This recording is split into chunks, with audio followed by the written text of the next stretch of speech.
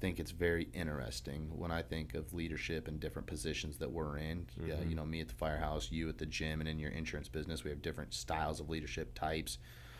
For me, there's two big ones, and I think of a leader as transformational or transactional. And I think the way that the two types of leaders interact with their people determine how well respected they are, right? Whether it's authoritative or it's inspirational. And I think the transactional goes more into the authoritative side of things. Yes. And it is simply about an end outcome. Doesn't matter how you get there, who you hurt, how you, whatever it might be.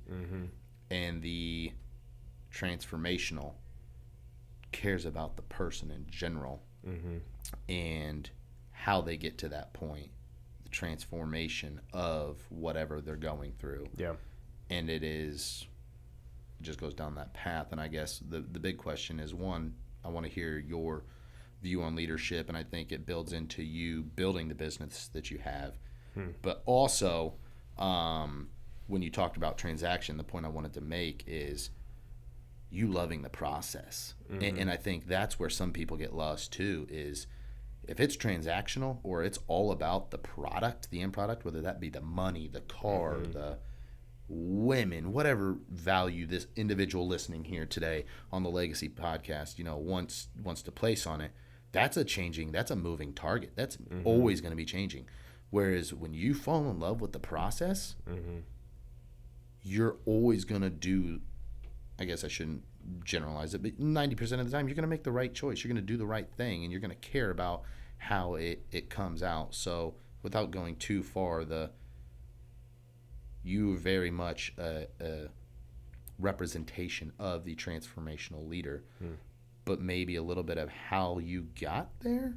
Yeah. And then with that, going back to my podcast, right, the fire finding your reason.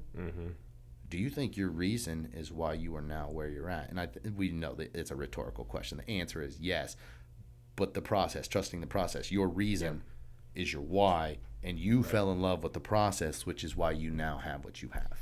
If you have to fall in love with the process, and if you don't, then you're probably not in the right field. You know, like people told me that all the time when at my last two careers is, you know, like enjoy the process. You're going to build the business. Just enjoy the process. I didn't. That's not what. It wasn't me. It's not what I wanted to do. I mean, you've known me for a long time. Yeah. I always just wanted to be a meathead in the gym. You know, and then live in the woods somewhere. Great life. Yeah, right. It can be. It can be. The problem is owning a gym doesn't always get you to where you want to be if you have financial goals. You know, it can. It definitely can. But you know, nobody.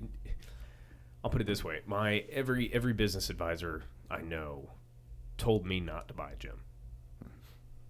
You know, I didn't buy it because I thought it was a great investment. I bought it because, okay, we can make this investment work, and I have an optimistic view on a lot of things. I see the opportunity, and I'm like, okay, there's opportunity here, and it's a learning experience. And if I lose my ass on it, I've learned. You know, I've been very blessed to come in. The way everything laid out for that, I'll kind of go backwards here, but the way everything kind of laid out for that, you know, the day I finalized the deal was the day that the current, you know, quote unquote general manager quit. Okay. She called me. She goes, "Hey, I'm not going to be able to make this work." Crap. Called the owner back, the current owner. Hey, I'm not going to be able to buy this thing until I have a general manager because I have a full-time business I run. Right. The next day, I was coaching here, and my one of our members here, Sparky, what's up, Sparky? Shout out. Said, dude, you should give Caitlin a call. And Caitlin was a coach here a few years prior. Okay. She's a nutritionist, owns Lean Mean Green Health. She's our general manager here at Legacy Athletics, and writes all the Legacy Athletics programming. Guys, it's all custom programming.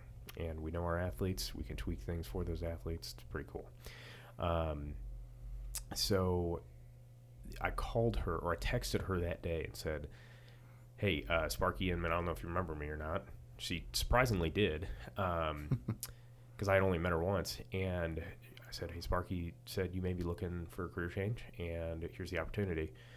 Let me know if you'd be interested, and we can jump on the phone real quick. Jump on the phone. She's like, yeah, I'm interested. I was actually looking at leaving my job. Oh, wow.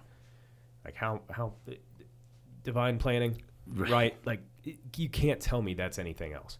And so we get on a call, talk about it, talk about the opportunity some more. I'm like, hey, this is what I'm about. This is what I want to do. You know, I need somebody to run the day-to-day. She came in and has been a powerhouse here. I mean, everybody loves her. They love her coaching. She's an amazing coach. Love the programming, and you know, anybody who's done the nutrition programming has had, you know, good results as well. And I mean, 6 months into owning this gym, we had to go down to Florida for a wedding. You know, and that was a cool time, but not the time for us to take, you know, 2 weeks away. You know, we could have gotten away with a week, but I was like, man, if we're driving that far, let's, you know, my in-laws had a timeshare down there. They're like, hey, come down. We'll everybody will stay for a week, and you know, we'll have a great time. Okay.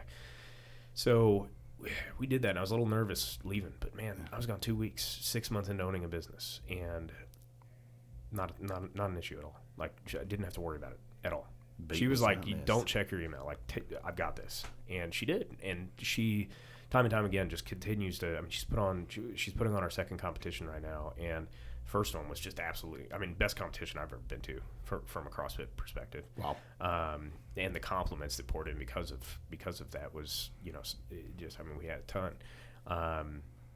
So anyways, I'm kind of digressing here, but she, you know, does an incredible job. So I've been very blessed to have the right people around me, and I've trusted them to do what they're good at. You could say, oh, well, you're just good at picking the right people. And I wouldn't even say it's that, because I've picked wrong people before. And I've picked wrong people a few times, quite a few times probably. So, you know, that just comes down to like, okay, you know, I've got my thing I got to focus on. I got to trust you to do this until I can't. And, you know, I've been able to have good people just placed around me. That would go from a mentor's perspective too. You know, like, I wouldn't be where I'm at if it weren't for my brother, if it weren't for my, I mean, honestly, Jesse, you know, he's been a huge influence. My brother Doug has been, you know, massive influence on me. That's a whole story we'll go into another time. Perfect. But you know, otherwise, I mean, I could be in jail right now, you know, or I would have been in the military and maybe shot and killed by now, you know, like, because I would have gone grunt. I would have, you know, I would have gone in. I wanted to. You're not sitting back pushing papers. No, I wanted to get into shit, man. Yeah. Let's go mess stuff up. You know, we're gonna do it. We're gonna do it. Yeah. So that's been a huge blessing. You know, and going through the sales careers I went through, you know, I had, I mean, Jesse he brought me up under him in sales at the first company I was in. He actually recruited me in. He was the market recruiter at that time, and then he put us through something called he put us through something called the leadership pipeline. This is when he was getting ready to leave for the Air Force, but nobody knew yet. Okay. And so hopefully I'm not speaking too soon. I'm sure at this point he doesn't care if people know, but so he was getting ready to leave for the Air Force and or get into the service, and so he was very fascinated by the Navy SEAL pipeline. And so while it's not anywhere close to the Navy SEAL pipeline, I'm just gonna no, we are not that big of badasses. But it was a cool structure of like, he kind of designed it in a way from a mental perspective of we're going to exercise your mind. We're going to give you hard tasks to complete. We had to read a book a week, one of which was Extreme Ownership, which is the first time I read Extreme Ownership.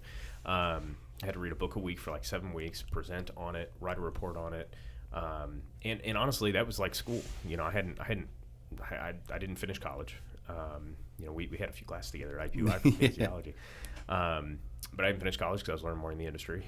And I've always been one to learn through experience and just doing stuff, right? So, you know, for me, I've chosen harder paths. I probably have in a lot of ways. But I like to learn the hard way. I like to I like to learn from experience.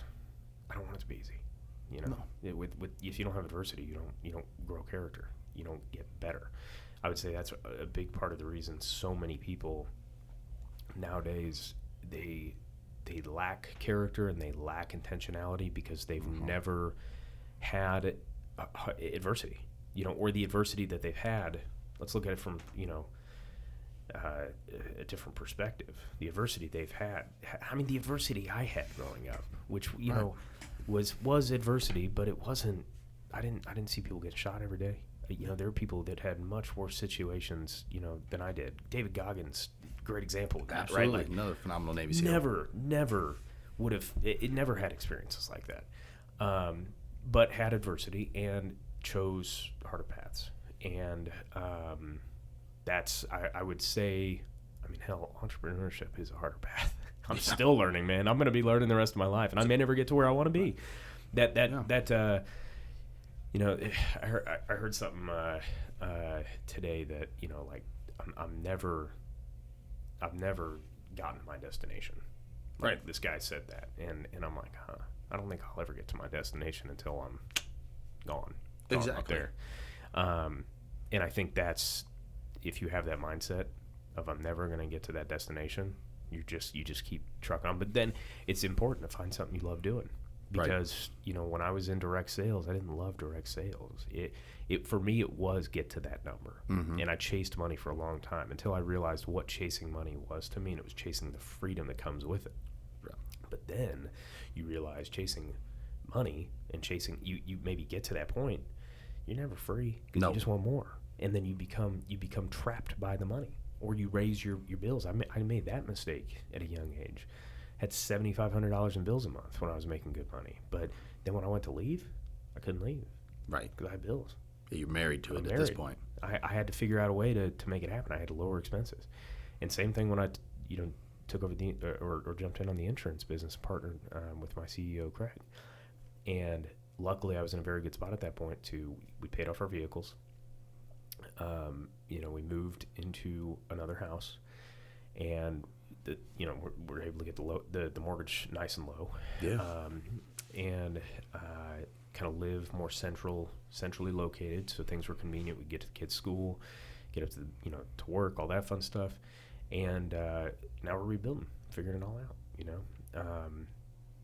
But kind of to go back to your question, it comes through those experiences and going through kind of that, quote unquote corporate life for a little while is where I got a lot of that experience. But then I think the biggest thing was just humbling myself to be able to listen to others and learn from people that I didn't want to be like, and learn from people that I maybe did want to be like, seeing people that I wanted to be like fall off their pedestals and realizing they're human.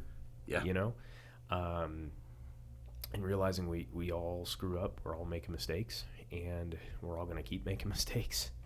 And then looking at that and just kind of trying to figure out who I was. Yeah. And now not making the money I was, but hopefully one day we'll get back there. And if we don't, we don't. I enjoy what I do. I get to do this. And you're happy. I'm happy. But I don't know. I hate that word, happiness. Right. Happiness is a moving target too. There's only one thing that can make you happy. There's only one thing that's consistent and constant that can make you happy, and that's the Lord. Right. So, at the end of the day, I get to have relationships. I'm worried more now about what my obituary is going to say rather than what my resume says. Dude, I'm right there with you. Like, and not to interrupt you, because I love where you're going, but my biggest fear in life is I die. And as a Christian, I get to heaven, and I'm standing there at the gates of heaven in a room with Jesus and the Lord. And they start playing, we'll call it a movie. And I see all this stuff that I never experienced, right? Mm-hmm. And this is, to what you were saying, the Lord's like, this is what I had planned for you. Mm-hmm.